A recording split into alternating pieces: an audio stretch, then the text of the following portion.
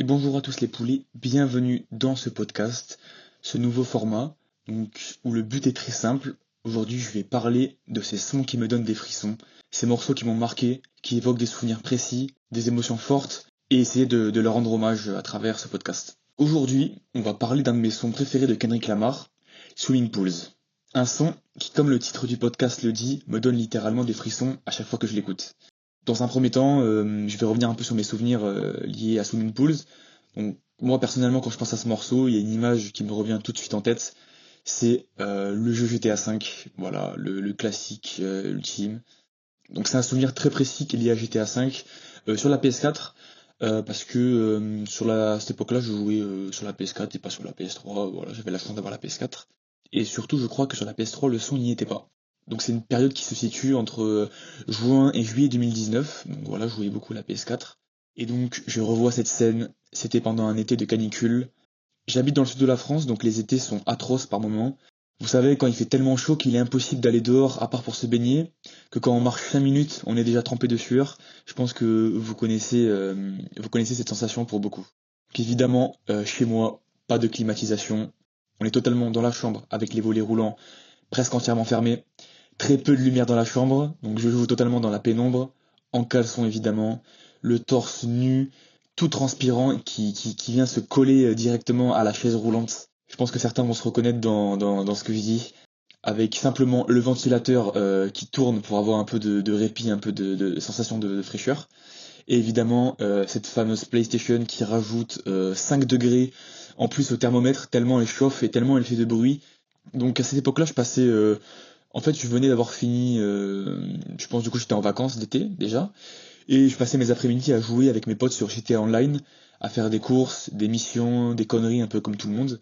Et ce jour-là, je sais pas pourquoi, mais je me suis retrouvé à faire une course seul sur GTA Online, voilà, donc contre d'autres personnes, j'étais tout seul, et en plus c'était pas quelque chose que j'aimais faire particulièrement. J'étais pas très bon aux courses, donc je sais pas ce qui m'a pris ce jour-là d'en faire une tout seul. La course se lance, peut-être 1 ou 2 minutes se passent et je décide d'allumer la radio de la voiture que je conduis.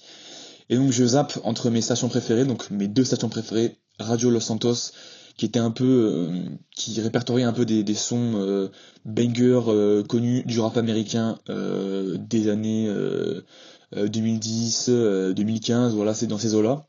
Et ensuite l'autre radio qui du coup, enfin qui était vraiment ma préférée, le West Coast Classics. Et donc sur ce répertoire de West Coast Classic, c'est du gangsta rap. Donc majoritairement on a du G-Funk avec moi je suis un énorme fanatique de la G-Funk, de ce genre de musique. Donc ça me parle terriblement. Donc je mettais beaucoup ça. Et là évidemment quand je tourne la molette sur GTA et que je vais sur Radio Los Santos, je vois que je tombe sur Swimming Pools. Donc je décide de faire ma course avec ce son là en fond. Et là d'un coup il se passe quelque chose.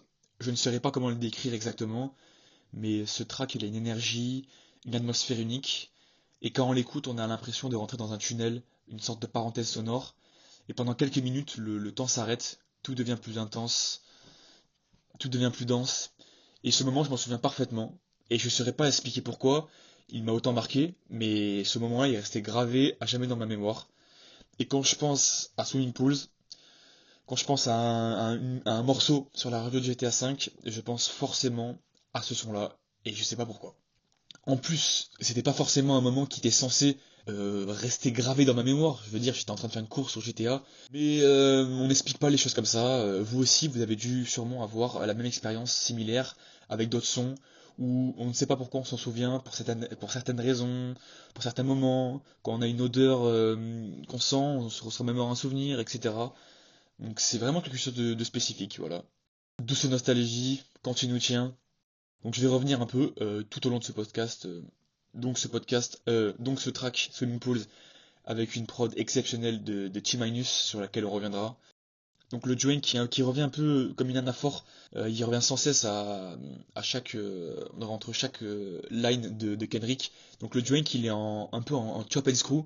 Donc c'est un son typique de Houston qui a été inventé par DJ Screw où en fait on vient ralentir les voix et les pistes. Donc ça va au-delà de ralentir, on les ralentit puis on fait du scratch. C'est vraiment un son très spécifique Et durant ces années-là, il y a eu beaucoup A$AP Rocky, qui sur son premier projet, sa première mixtape, dans cette première mixtape, lui, c'était un énorme fanatique du Chop and Screw. Il l'a beaucoup utilisé, notamment sur son atmosphère, sur les traitements de sa voix. C'est quelque chose qu'il a beaucoup influencé, qu'il a beaucoup utilisé. Et donc, on a retrouvé pas mal au début des années 2010 ce son un peu et des hommages à du Chop and Screw. Évidemment, toujours en 2025.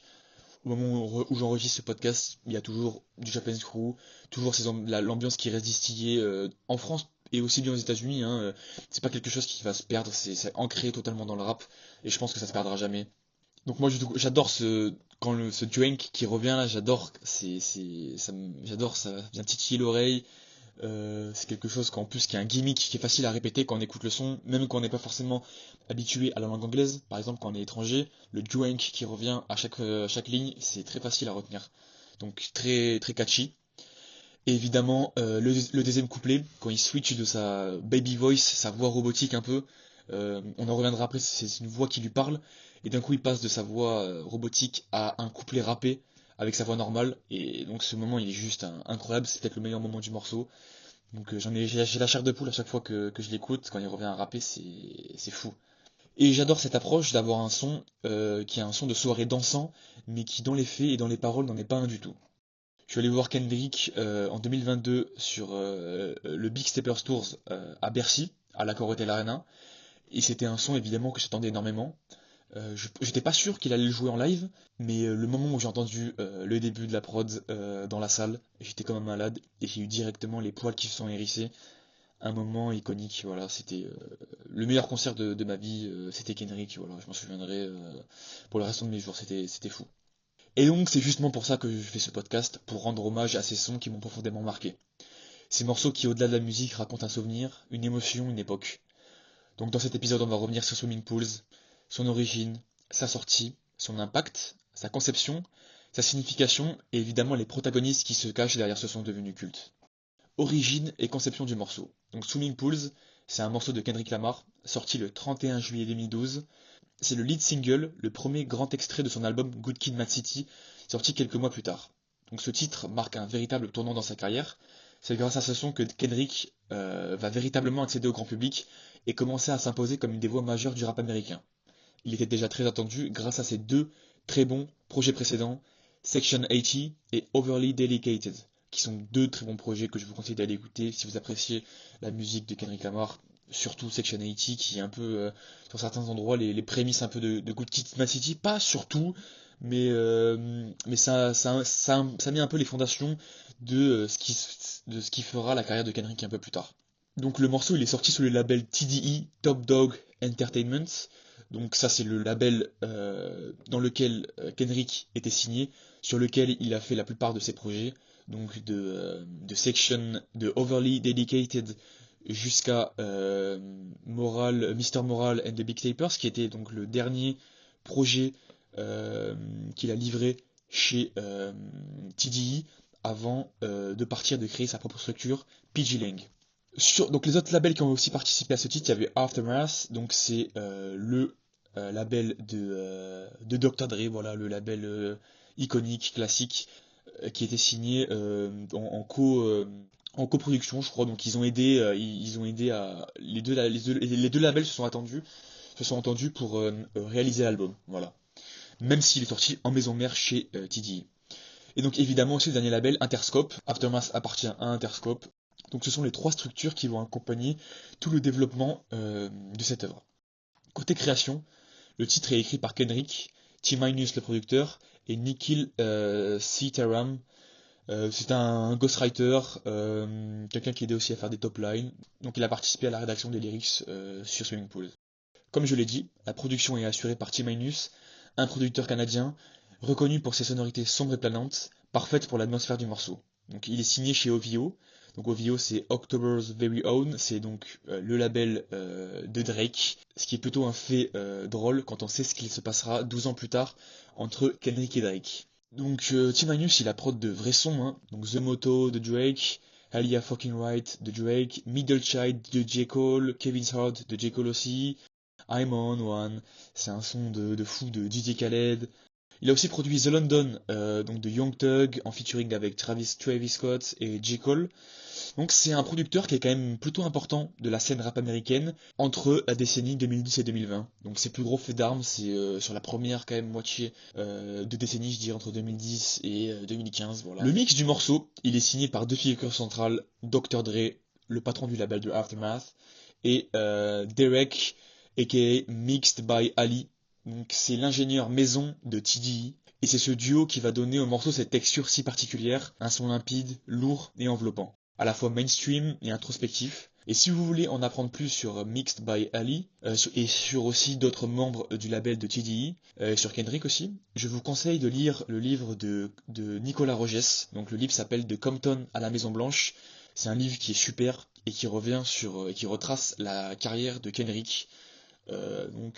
Son histoire avant qu'il signe chez TDE, après, une chronologie des albums, de toutes les têtes importantes du label. C'est vraiment un livre qui est super bien écrit, qui est très intéressant. On apprend beaucoup de choses. Il a interrogé des membres de TDE, des membres de son équipe d'avant, des gens de Compton. Enfin, c'est vraiment un très bon livre. Mais Swimming Pools n'est pas qu'un simple single accrocheur. Kendrick voulait en faire un morceau universel, capable de parler à tout le monde. Il expliquait lui-même qu'il cherchait à aborder un sujet profond, tout en proposant un titre qui puisse aussi être écouté par le grand public, presque comme un morceau de fête. Ce contraste est d'ailleurs au cœur de toute la conception du son. Ce que certains perçoivent comme un party anthem est en réalité une réflexion intime sur l'alcoolisme et la pression sociale. Kendrick a dit s'être inspiré de son propre vécu, de son environnement familial et notamment de la présence de l'alcool dans son entourage. Il expliquait venir d'un foyer où il fallait très tôt, entre guillemets, je cite, faire un choix, être un buveur occasionnel ou un ivrogne. Et que ce morceau parlait justement de cette expérience, de ces décisions qu'il a dû prendre dès l'enfance, en observant les effets de l'alcool autour de lui. Il raconte aussi que l'idée était de rendre ce thème accessible, parler d'un sujet lourd, mais sous une forme séduisante, avec une prod entraînante et une structure très musicale. Il voulait, je cite une nouvelle fois, faire quelque chose qui fasse du bien, mais qui ait un vrai sens derrière. Et il ajoute aussi, je voulais faire un morceau universel qui parle à tout le monde, mais qui reste vrai pour moi-même. Donc ce morceau, c'est donc à la fois une confession personnelle et une expérience collective. Il y raconte la tentation, la pression des autres, les effets du groupe, mais aussi la lucidité et la résistance. Tout cela sur un son qui, paradoxalement, fait bouger la tête tout en faisant réfléchir. Swimming Pools est donc né de cette idée, transformer une expérience intime en un message universel, et utiliser le langage du mainstream pour faire passer une vérité beaucoup plus profonde. Donc maintenant on va passer à l'analyse du son, entre séduction et conscience. Donc Swimming Pools, c'est un morceau fascinant, justement parce qu'il joue sur un double niveau de lecture. À la première écoute, on pourrait croire qu'il s'agit d'un son de club, d'un morceau fait pour faire la fête, surtout si on est étranger, je veux dire, si l'anglais n'est pas notre langue principale, c'est d'autant du coup le son qui va venir directement nous dire un peu généralement quel est un peu le mood du morceau. Et donc dans ce cas-là, le mood du morceau n'est pas du tout en rapport avec le texte. Voilà. Le refrain est accrocheur, presque entêtant, avec cette répétition du mot drink qui semble nous inviter à lever le verre. Et derrière cette apparente légèreté, le message est tout l'inverse. Kendrick signe en réalité une dénonciation du binge drinking. Donc le binge drinking, c'est le fait de boire beaucoup d'alcool en un court laps de temps. Voilà. Il dénonce aussi donc la consommation excessive d'alcool et de tout ce qu'elle cache en profondeur. Ce morceau est donc à la fois séducteur et conscient, il attire, il entraîne, mais il fait aussi réfléchir. On peut bouger la tête, chanter le refrain, tout en prenant conscience que les paroles racontent en réalité l'aliénation, la dépendance et le vide intérieur. Donc, le contraste. Tout le génie du morceau repose sur ce contraste. D'un côté, une ambiance presque festive, une rythmique lente mais entraînante avec un flow fluide. De l'autre, un texte introspectif, chargé de doute, de lucidité et d'observation. Kendrick réussit à faire cohabiter ces deux univers, le plaisir immédiat et la réflexion profonde. C'est un faux hymne à la fête qui en réalité met en lumière les ravages de cette culture de l'alcool. Les thématiques, donc le cœur du morceau, c'est évidemment l'alcool comme héritage familial et social. Kendrick parle d'un environnement où, entre guillemets, je cite, tout le monde vit sa vie dans des bouteilles. Il évoque son grand-père alcoolique et la manière dont l'alcool faisait partie du quotidien, presque comme une habitude transmise de génération en génération. Le morceau décrit cette frontière fragile entre le buveur occasionnel et le véritable alcoolique. Ensuite, il y a aussi cette pression du groupe que tout le monde connaît. Les paroles Take a few more shots donc illustrent cette insistance, cette injonction sociale à boire plus, à faire comme les autres. Cette idée que pour appartenir au groupe, il faut suivre le mouvement, même si au fond, on n'en a pas vraiment envie.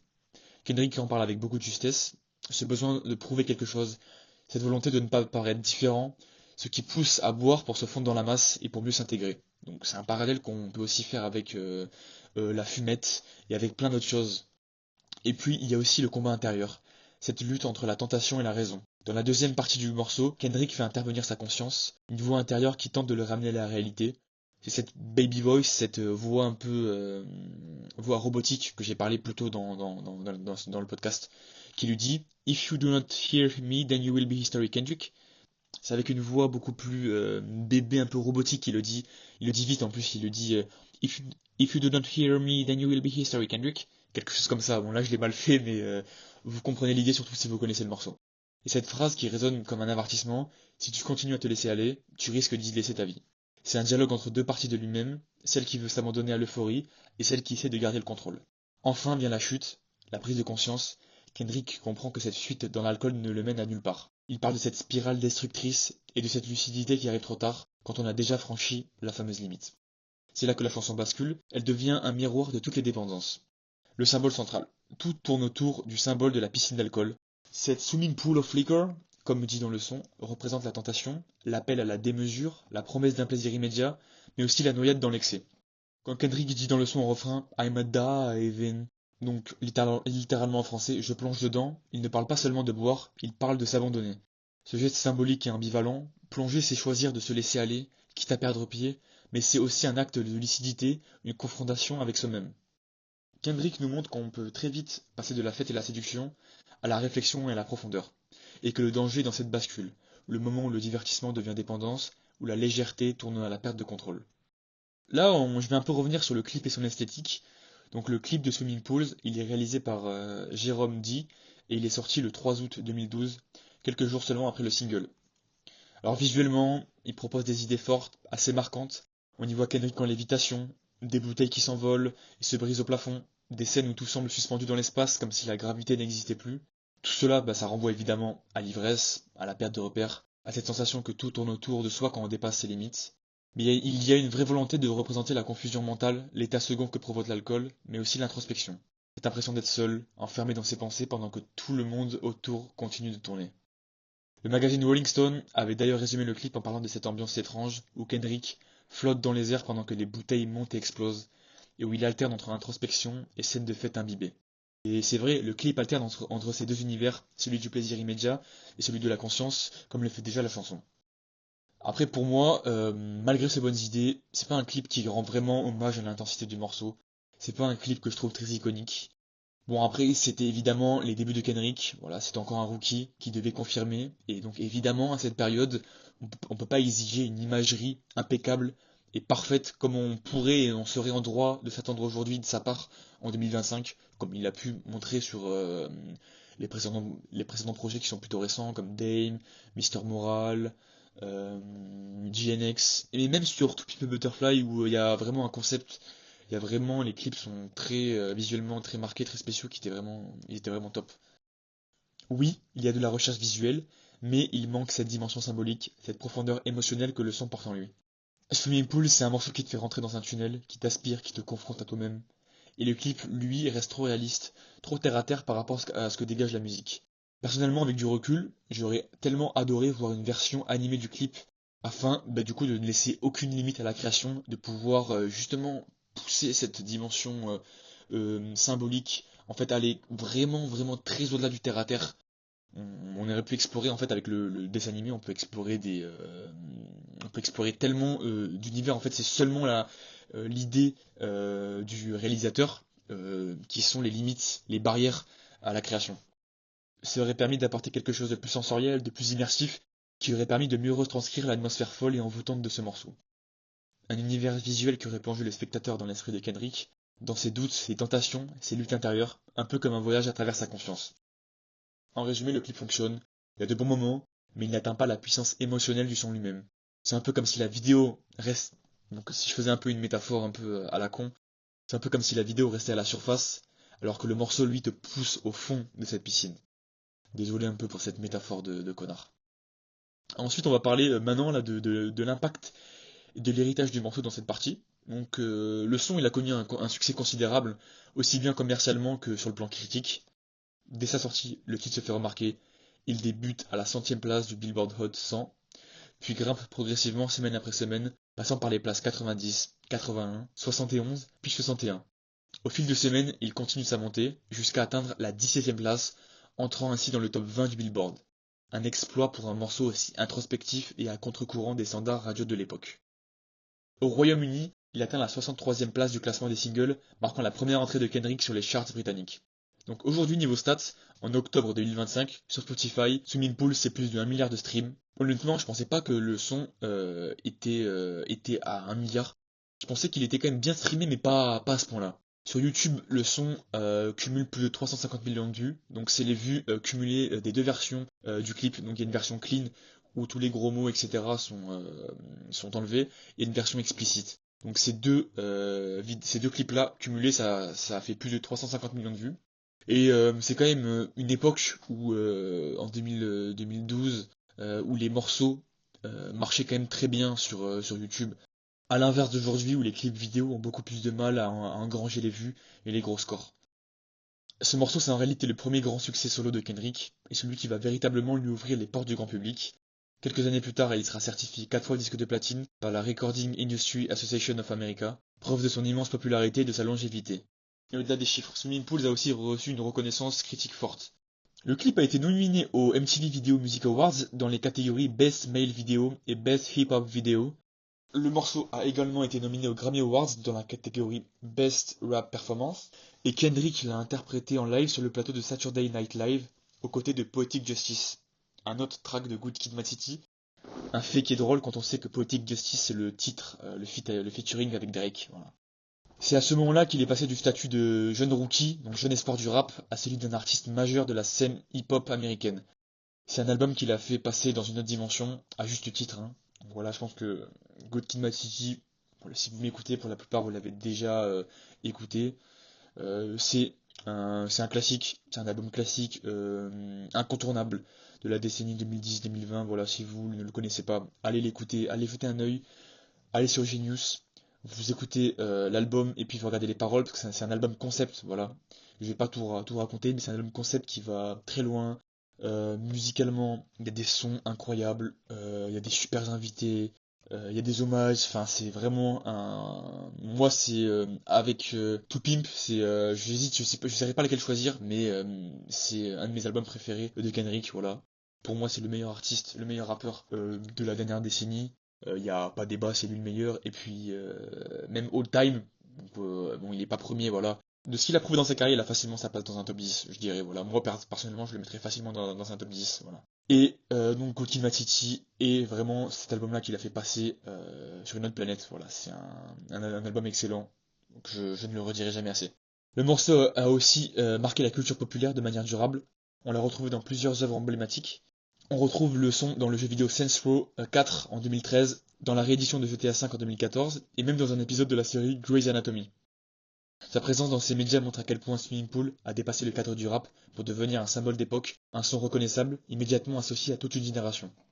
Son influence dépasse largement la musique, Swimming Pools a été la porte d'entrée du grand public vers un rap plus conscient, plus profond, mais qui restait tout de même accessible. Kendrick a réussi à parler de thèmes lourds tout en conservant une esthétique mainstream. Ce morceau a aussi contribué à forger l'image de Kendrick Lamar comme un narrateur social, capable de décrire son environnement sans jugement. C'est précisément cette capacité à relier le personnel au collectif qui a fait de lui l'un des artistes les plus respectés de sa génération. En résumé, Swimming Pool, c'est pas seulement un hit, c'est un morceau charnière de la carrière de Kendrick qu'il a fait passer c'est le premier titre qu'il a fait passer vraiment à un stade supérieur. C'est le son qui a prouvé qu'un morceau pouvait à la fois faire bouger la tête et faire réfléchir. C'est évidemment pas le premier titre à faire ça, il y a eu d'autres titres dans l'histoire qui faisaient bouger la tête des gens tout en les faisant réfléchir, voilà. Ce que le morceau m'a appris, ce qu'il représente pour moi. Donc Swimming Pool, au-delà de tout ce qu'il raconte sur l'alcool, c'est un morceau qui parle de nous tous. C'est pas seulement une chanson sur la consommation, mais sur la dépendance, la tentation, et cette espèce de ligne fine entre le plaisir et la perte de contrôle. À travers le titre, Kendrick nous met en lumière quelque chose de très humain, cette tension permanente entre ce qu'on désire et ce qu'on sait être mauvais pour nous. On n'est pas tous obligés d'avoir vécu l'alcoolisme pour comprendre ce qu'il veut dire, parce qu'en réalité on a tous nos piscines à nous, nos excès, nos failles dans lesquelles on plonge parfois un peu trop profondément. Ce qu'il raconte, c'est la lucidité au milieu du chaos, c'est cette petite voix intérieure, la conscience, qui nous parle, même quand tout autour de nous nous pousse à faire l'inverse. Même si ce son m'a marqué à ce point, c'est aussi évidemment pour ce qu'il m'évoque personnellement. Il est devenu un repère, une sorte de capsule temporelle qui me ramène à une période très précise. Donc quand je jouais à GTA V, voilà.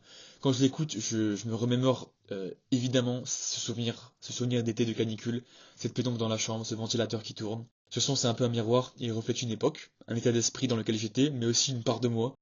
Donc c'est un titre qui m'a accompagné aujourd'hui et qui aujourd'hui encore me fait réfléchir et qui me fait toujours autant kiffer à chaque fois que je l'écoute. Voilà. Donc merci Kendrick. Et donc pour conclure, voilà pourquoi Swimming Pools fait partie de ces sons qui me donnent des frissons.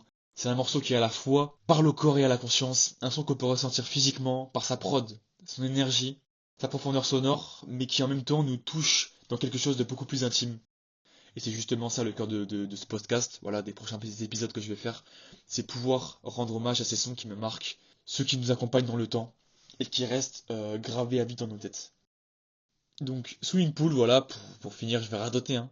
C'est ce type de morceau c'est un titre qui te suit, qui te parle différemment selon les périodes, mais qui garde toujours cette même intensité. Un son qui se contente pas uniquement de divertir, il questionne, il révèle, il raconte. Et au fond, c'est ça que j'aime dans la musique, ces morceaux qui ne se contentent pas de faire bouger, mais qui te font aussi réfléchir, te souvenir et ressentir. Merci de m'avoir écouté, j'espère que vous avez apprécié le podcast. Donc à bientôt pour un prochain épisode. Ciao les poulets, et merci Kenrick.